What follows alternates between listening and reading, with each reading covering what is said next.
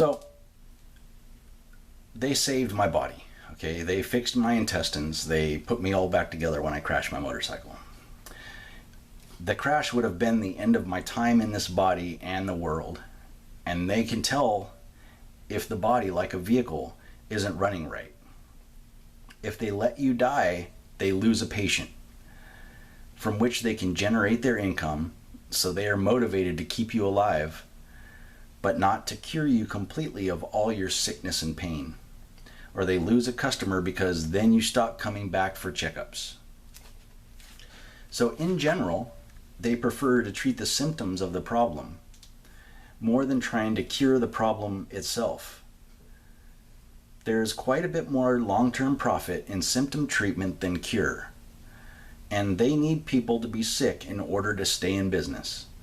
This is why they do not diagnose cancer until it has begun to overwhelm the body's immune system, when it is a proven fact that everyone has cancerous cells, also known as parasite poo, from the very beginning of their lives, that their healthy immune system can control. They know the problem is there, they just don't do anything about it until it is out of control and death is imminent, because the pharmaceutical medicine to treat it is tremendously profitable for them who sell the medicine, and highly profitable for those who manufacture the medicine. The pharmaceutical medicine designed to treat it is so expensive that unless someone is about to die and afraid of death, they would not even entertain the idea of spending the money required to undergo the treatment. So they, the medical profession, allows the problem to exist in a person until it begins to overwhelm them. At which time, that person that does not know the real source of the problem comes running to the doctors and the hospitals for help to alleviate the pain, which allows the doctors to sell the expensive and addictive symptom treatment with huge profit margins, which thus provides them job security and a constant source of incredible future incomes. For example, 4 rounds of chemotherapy medicine to treat one patient for 1 year can cost on average $30,000 to $48,000 for 1 year's prescription treatment, more than some people's yearly income. And that doesn't even include the monetary cost of pain medication and the pain management and their potential for addiction, or the cost of the doctor visits to get the prescriptions, which can also add thousands of dollars to the medical bills. There is no guarantee that any of that will work either. So they have a significant interest in keeping what I am going to tell you a secret, and denying that this path of healing actually exists. They want to drain your finances and take your monetary wealth for their own. Those who profit from the problem's existence are highly motivated to keep people from knowing about a natural cure that people can produce for themselves at home. The medical healthcare industry is motivated to prevent the people from being able to treat the true problem from home, without needing doctors early on in life to avoid the entire situation to begin with, and thus stop being prey for the predators hiding in plain sight that those in the healthcare industry actually are. They want you to be afraid of death so they can prey on you. For less than $200, you can test this information that I am giving you.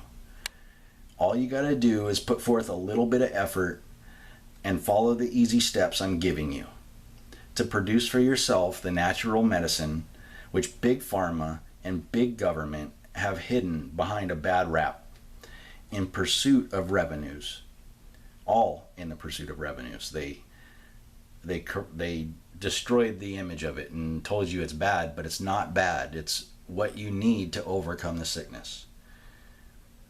In comparison to what you will spend on just basic health care bills over the course of your life, a couple $100 investment into the materials you will need to cultivate the natural medicine that is the true cure for the problem that all sickness comes from is nothing. Brown rice flour, vermiculite, and spores. That's all you need. As I said, I experienced this situation firsthand. As my mother died from complications from lung cancer, a cancer she could not afford the medicine to fight. We didn't have a lot of money when I was growing up. And my father died from complications of emphysema. Both of their deaths ultimately resulted from the health damaging results of cigarette addiction. Yet cigarettes are still legal for sale due to the tremendous revenues, business, and taxes associated with the tobacco industry. Even though cigarettes are responsible for more deaths than all foreign wars put together. The natural medicine I am going to help you learn how to produce for yourself is the most successful treatment that has ever been discovered to combat tobacco addiction. My parents' deaths happened early on in my life, before I found the hidden natural medicine that helped me to overcome the true source of the problem. Otherwise, I would have used it to cure them. In my 40s, I also became a victim of the industrial healthcare money-making scheme and fell into the rut of doctor visits, unsuccessful steroid injections, and pain management bills and addiction.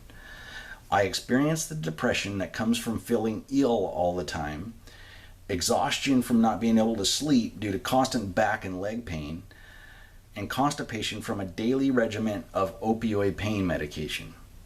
I experienced the tremendous bills associated with emergency room visits when I would experience that which the doctors described as flare-ups, only to be regarded as a drug addict by those doctors who clearly didn't care that I was experiencing terrible pain. I spent thousands of dollars in office visits beyond the thousands in my insurance company paid doctors and hospitals on my behalf, just trying to get a regular prescription for pain management. I saw specialist after specialist and was even considering expensive surgery which wasn't even guaranteed to work, just in hope of not needing to take pills every day for the rest of my life. That was when I reached my breaking point. I knew that I couldn't afford the expense of back surgery and thought that without it the pain would never go away. This thought made me contemplate suicide. So before I did that, I decided to try one more option. The clues that I saw in the scriptures pointed to something that was open to interpretation. The scriptures don't come right out and say, to cure you completely of all your sickness and pain, do this. But there were several references to something that was talked about in description, but were never actually named.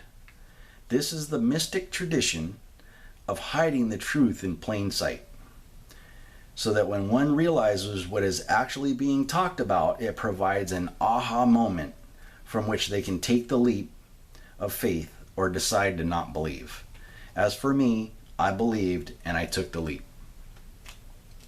I would like to list every clue that I found here for you to see. As the more I look, the more I see, But ultimately, this manifesto, unfortunately, this manifesto has already become quite long. And if I am going to wrap it up anytime soon, I will need to limit the list of clues to the most blatantly obvious ones that can get you started and thinking about how to translate the mystic language for yourselves, and then encourage you to do your own deep dive into the mystic documents that I mentioned. Mystics always hide the truth in sayings and metaphors and things like that, because you can't be told the truth. It's too much of a mind blower to have you just be told. You would not believe it if I told you, but you can realize it in yourself. But you got to think, you got to contemplate, you got to, you got to put the two and two together to come up with the answer.